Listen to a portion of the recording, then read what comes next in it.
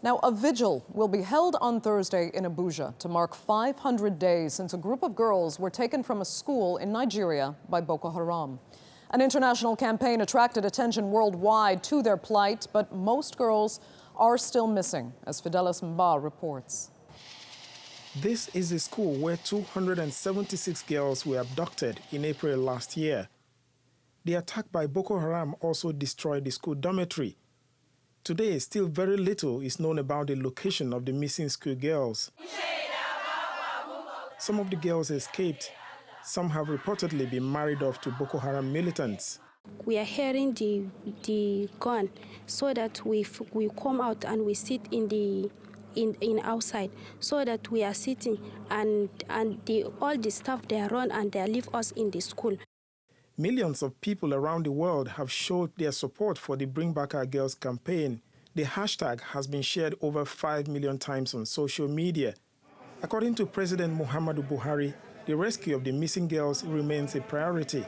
As long as the girls are alive, he will do the level best to get them back home and reunited with their family. Various countries and international groups have pledged their support in rescue of the girls. So far, that hasn't been enough. Fidelis Mba, TRT World. And Fidelis Mba joins me now on the set. He's met some of the families as well as the girls who escaped from Boko Haram. Fidelis, thanks for coming in. Now, some analysts who know Boko Haram have said these girls are actually gone forever. They've either been sold on to the global sex trade or have disappeared in the Boko Haram fabric. What do you think?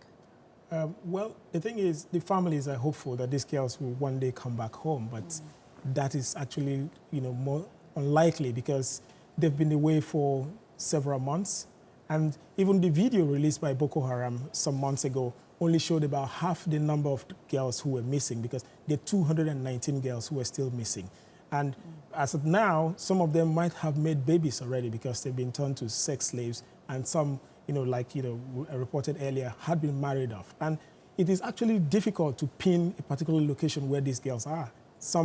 There were reports earlier that some were sighted in Chad, some were taken to Central African Republic, some were in Cameroon, and some were in Nigeria. So even at that, it's really difficult. And because of the military operation that is going on at that area, it might be really difficult to get, even if at all you're going to rescue these girls, but getting all of them back home might be pretty difficult. So how optimistic are you that Muhammadu Buhari can do what he said, not just regarding the girls, but having his regime wage an effective war against Boko Haram?